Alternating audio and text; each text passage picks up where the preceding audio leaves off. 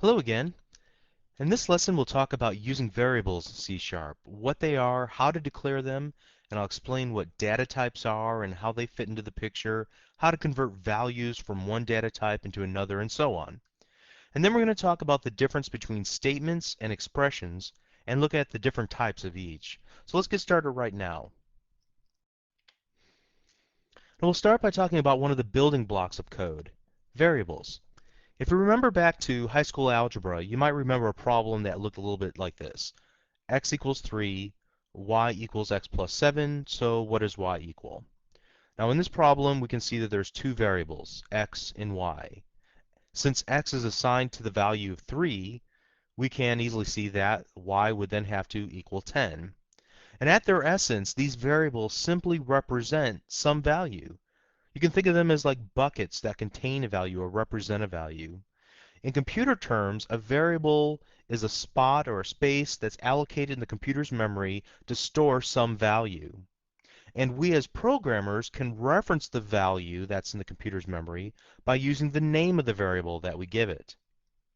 Now also back in algebra, we only worked with numerical values, but variables in the programming world can contain strings and dates and big numbers and small numbers and much more. In order to know how big or small to make that bucket in the computer's memory, we have to declare the variable in order to tell the computer what size of information we expect to store in there. So let's get started with this lesson by going and creating a new project so we can write some sample code. We'll call this project lesson 04 and we'll select OK.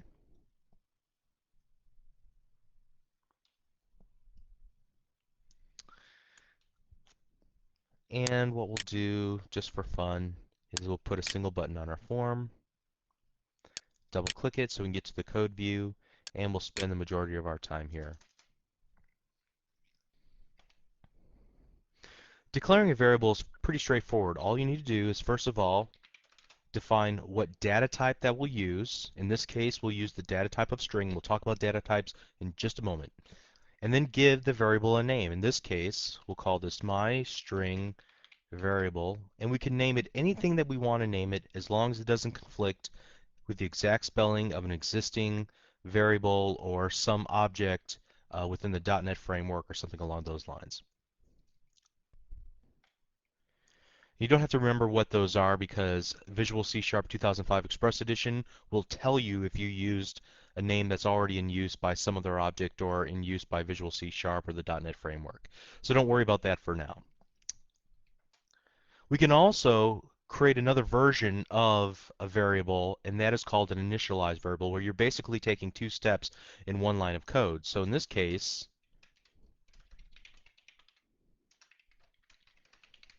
everything starts off the same, but then we're also going to assign it some value right away. In this case, I've just assigned this to an empty string, but we could assign this to Bob or some other string that we wanted to put in here by default. So basically in that second line of code, we're defining how big the bucket should be by saying it should be a string, and then immediately filling up the bucket with some value. Let me type a couple more lines of code.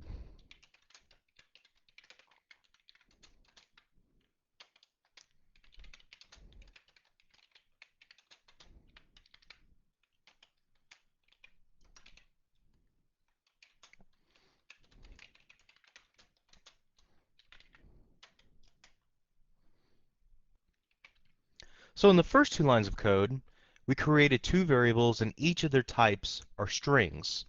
Strings can contain alphanumeric characters, both numbers and letters, and any other key combination on your keyboard. However, if we need variables that can be used for mathematical equations or to use for counting or something where there might be some calculation going on, then we would need to use one of several different numeric data types, either the integer, the double, or a special case called the Boolean. The first numeric data type that we used in our example was an integer, or rather int as we typed it out. And the integer data type will allow us to create variables that can store values between a negative 2 billion and a positive 2 billion. The next data type that we used was a double, which as you can see from the graphic allows you to create fairly large negative numbers to fairly large positive numbers.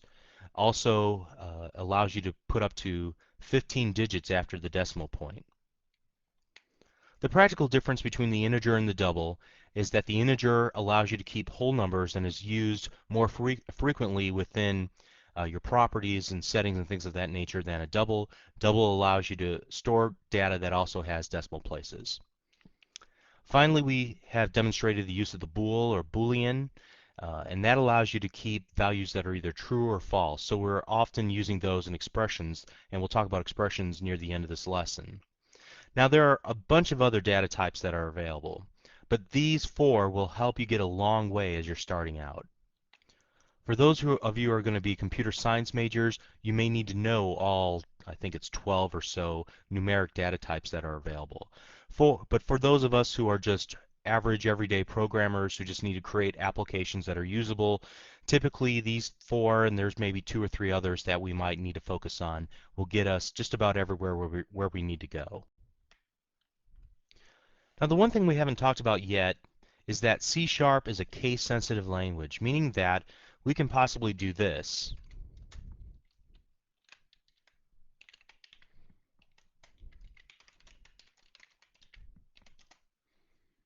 And even though these two variables are spelled exactly the same, by virtue of the fact that we used a capital V in value in the second variable declaration means that these are two different variables. So this can be pretty tricky. It can be a got-you, and you should be very cognizant of what you're typing out. You need to be consistent and cautious whenever you're declaring and using variables that you create. Now the good news is that the code view will try to help you out as much as possible by correcting any capitalization mistakes that it can, but the bad news is that there might be situations where you're on your own, just like this situation, where you've declared two variables with very similar names. So the best advice is to always be aware of what you're typing and why you're typing it. Let's take a moment to talk about strings since we glossed over them just a moment ago. Whenever we type in a string like we did in the Hello World application, you remember we typed in the word Hello World in the message box and then we put quotation marks around them. Why did we use the quotation marks? Why do we do that? Well, it's really simple. It helps the C# compiler distinguish between a string literal versus a variable name. Well, we've already been talking about variable names, so the question is, what is a string literal? And it's basically any fixed set of numbers and letters that are arranged together that need to be displayed somehow. So here's one way to make the distinction. The variable is the bucket, and the string literal is what can go into the bucket. A string literal can be a message that we want to display to the user like we did in the Hello World application. It can be values that we want to save into a file or in a database. It could contain the file location that we want to save into, or it could be any other text that has some meaning within our application, whether to the user or to be saved off or whatever the case might be. So just for fun, let's consider this short example to make the distinction between the two. I'm going to create a variable called hello, and then I'm going to assign our variable, our bucket called hello, equal to a literal string hello. Then we'll do this.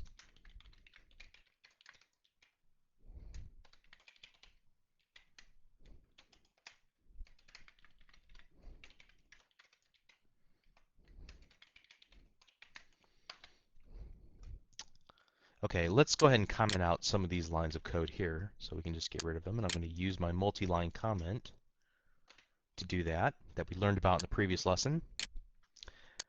And I'm going to run the application. Now what do you suppose will happen here?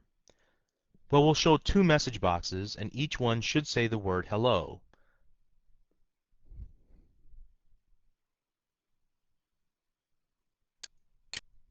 There's the first one, and there's the second one. Now, what did we really accomplish here? That's a good question. The difference between these two message boxes is that the first message box uses a variable, and it will check in our computer's memory to see what is in the hello bucket. It happens to be the word hello. The second message box shows a string literal called hello. So if we were to change the first hello to store the value hello world, we would get a much different response. Hello world and hello. So hopefully that helps to make the distinction between a string literal, like all of the text that's in red here, hello world and the hello in our message box, versus the name of a variable, which is this first hello. So you might be wondering to yourself, why do you use variables? Well, simply put, it's so that we can save values off until we're ready to use them, or refer to them, or compare them, or evaluate them. And there might be a dozen other reasons. At this point, a simple example might help make a little bit more sense. First of all, let's comment out this little example. And then the next thing that I'm going to do is go back to my designer, and I'm going to add 2 text boxes onto my form.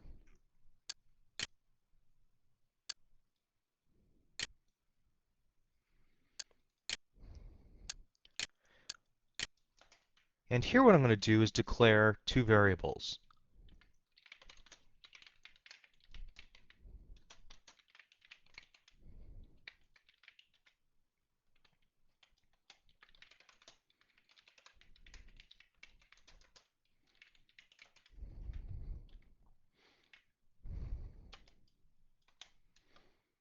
And then what I'm also going to do is come back here and let's put a label and let's stretch this out. Well, I think it's auto stretch, so we'll be fine there.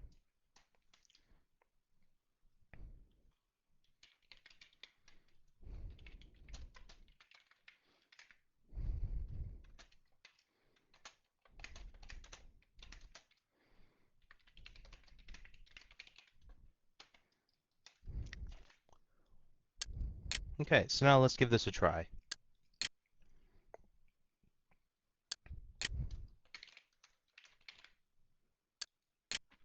Okay, notice what happened.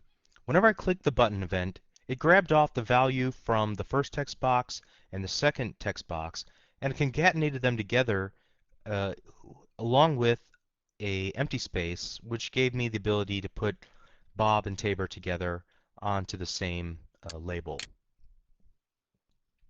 Now, admittedly, this is still a fairly simple example, but we're able to store off values from our text boxes and then refer to them at some point in the future in order to display them back to the end user, or maybe we save them to a database, save them to a file, whatever the case might be. It's also available to us for processing, for making changes to it, and so on. Okay, so that's a pretty simple example, so let's move on.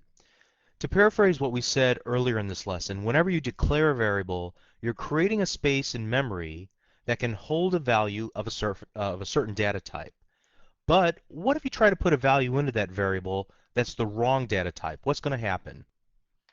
For example, what if I were to do this?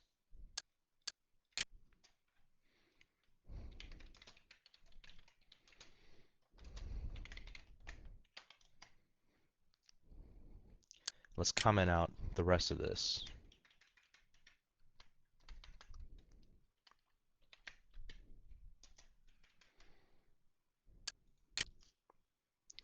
Notice whenever we try to run the application, Visual C# 2005 gives us an error, and it says, would you like to continue and run from the last successful build?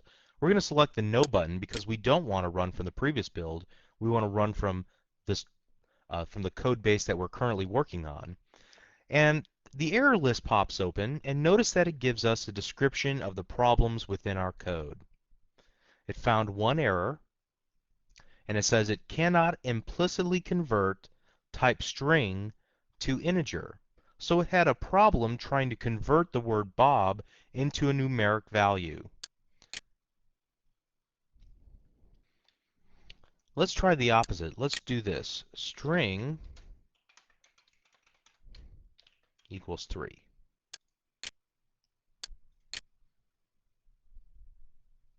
Once again, we get a problem. Cannot implicitly convert type int to string. Let's try another experiment as well. Let's go back to making this an integer, and then let's create a double.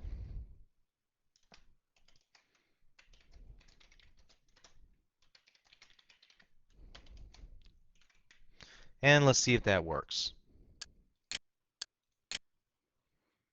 Okay, it compiles. We didn't really ask it to show us any output, but there were no problems whenever we ran the application. Now let's try the other possibility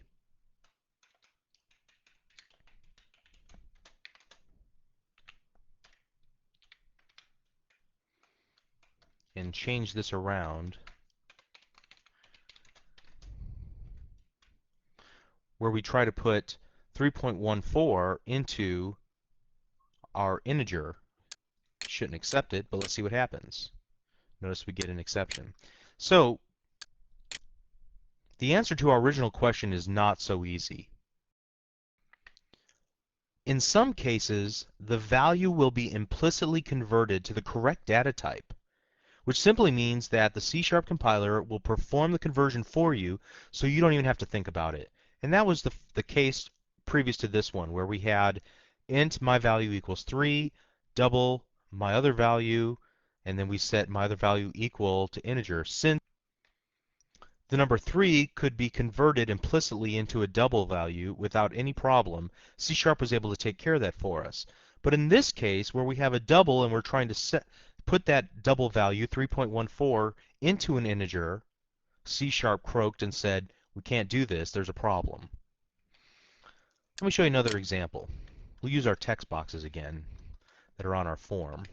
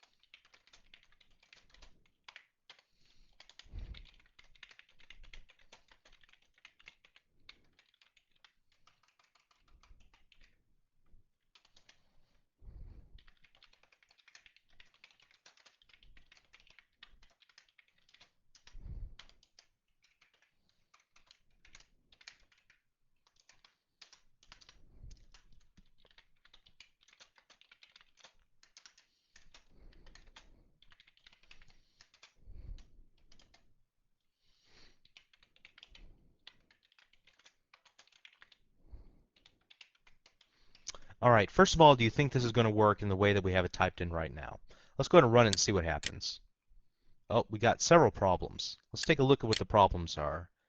They all have to do with implicitly converting. The first two have a problem implicitly converting string, which is what is stored within a text property of a text box, into an integer, which is what we've declared the variable first text box as. The same can be true of this second line of code that we have here. The last line of code with the blue squiggly line underneath of it tells us that we can't implicitly convert an integer, which is the data type of our variable result, into a string, which again is what we would want to put into our label controls text property. So how do we rectify that? Well, we have to do some data conversion in order to make this happen. I'll explain what I'm doing in just a moment.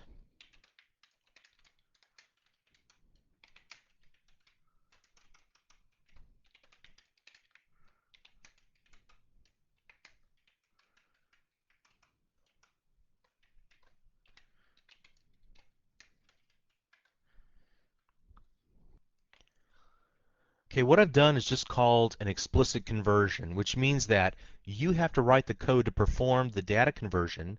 The C# compiler will not perform the conversion for you and will not allow you to compile and run the application until you write code just like this. Now, this is where things get tricky because this might not make a lot of sense at the moment. So just take what I'm about to say at face value, and later on in your learning, you'll understand the why instead of what I'm about to show you, which is the how. If you want to convert a string value into a numeric value, you simply enclose the string variable or the string literal with one of the following, either like I've done here, int.parse, and then use parentheses around it, that will take whatever the string is and parse that string and try to make it into an integer value explicitly performing the conversion that you've requested.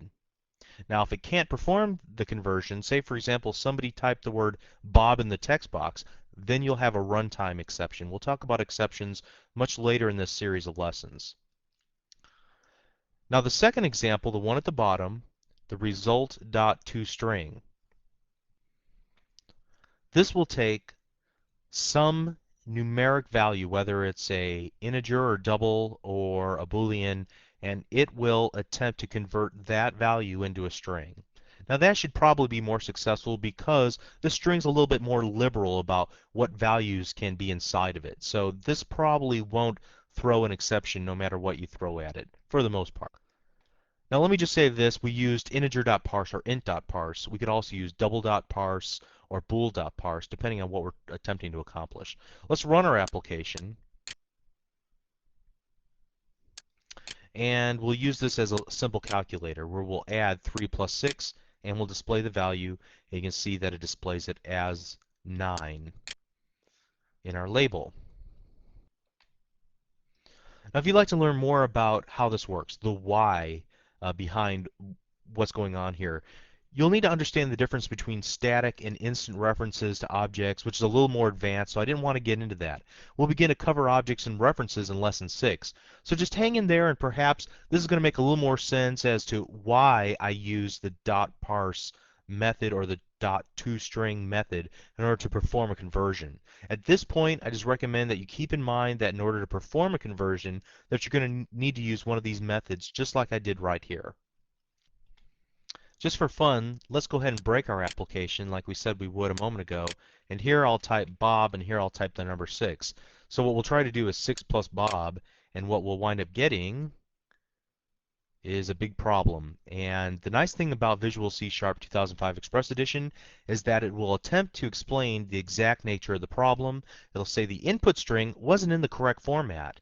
It expected to find a value in the text box that could be easily converted into an integer value. Because we used int.parse, we would expect to see that value in there before we assigned it into our integer data typed variable called first text box. So we can read through the troubleshooting tips that we have here. We can look at the detail of the problem, or we can copy the exception detail to the clipboard if we want to post it on a forum or in a request for help from a friend or on a forums or whatever the case might be. So we're going to go ahead and close this down and stop the execution of the application. I just wanted to show you what that would look like. So at this point, we've written a very fragile application, and obviously we would need to do a little more checking, a little more validation before we attempted to do this, this data conversion of what's in a text box into a more restrictive data type that only accepts numeric values. Let's finish up this lesson with some terminology that we're going to need for the next lesson. Let me comment out some code here. Okay, here we go. Let's do this. Okay, now let's run our application to see if this works. And we get our problem trying to compile the application. Let's see what the problem is. In the error list, we get the message that only an assignment, call, increment, decrement, and new object expression can be used as a statement. So what does this mean? Why did we get this error whenever we try to compile the application? Well, the reason is because x plus 3 is not a statement, but rather it's an expression. In other words, it's only half of what C# needs in order to execute this line of code. Put another way, it doesn't really do anything. As we saw from the error in our error list, a valid statement can consist of some sort of assignment, like x equals 3, or a call, like messagebox.show hello world, which we use in our first example. It can be an increment or a decrement of the variable, like x plus plus or minus minus x, or it can be a new object expression, which we'll talk about in lesson 6. So let's hold off on that one for a while.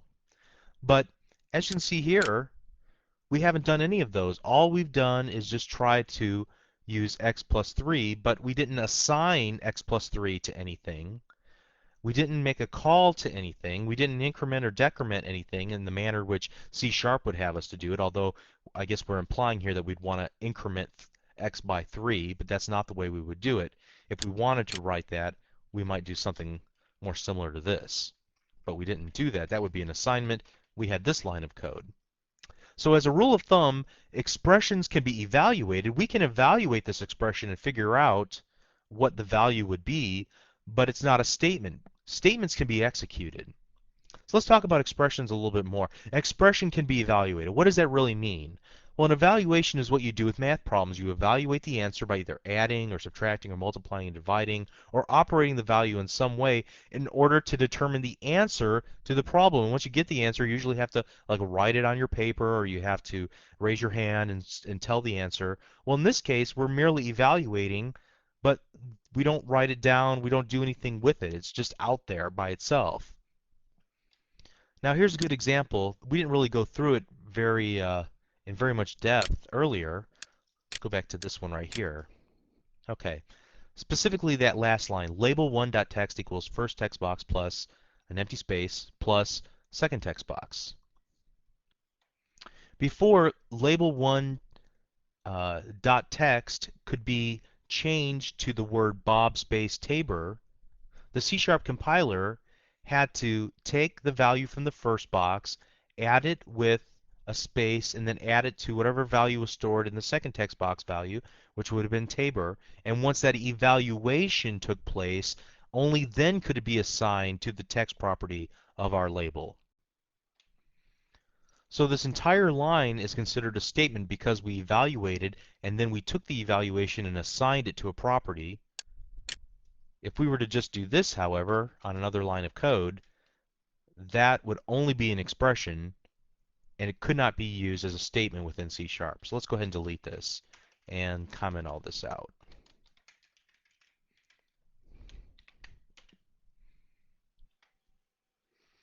Now I wanted to make this point about evaluating expressions because it's something that we'll be using quite a bit in the next lesson on branching and iteration statements. In those cases, we're going to be doing a different sort of evaluation. We're going to be evaluating to see whether an expression evaluates to be true or false. So just as a quick warm-up to the next lesson, let's go through a few examples. First of all, is 3 less than 2? True or false? Well, that is obviously false. 3 is not less than 2. Let's switch it around. Is 3 greater than 2? True or false? Well, that expression rather, is true. Okay, let's go on to the next one. Given that integer x equals 3, x equals 3, true or false? Well, that is true. Now let me explain some of the operators that are being used here. A single equal sign is used for assignment. A double equal sign is used for evaluation.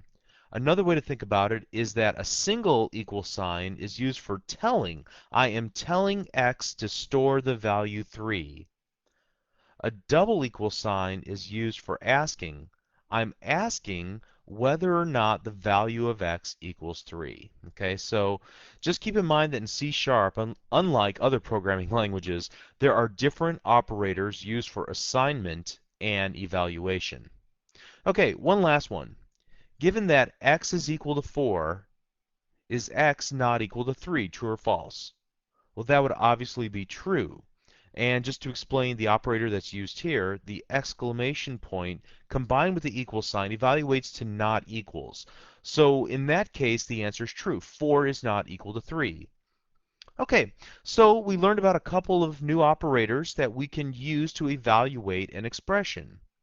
And now you're ready to move on to the next lesson and apply some of this newfound knowledge to branching and iteration statements. If you enjoyed watching this video, please visit www.learnvisualstudio.net to download and watch over 400 videos just like this one aimed at all skill levels on many different topics related to C#, Visual Basic.net, ASP.net, and more. Thank you.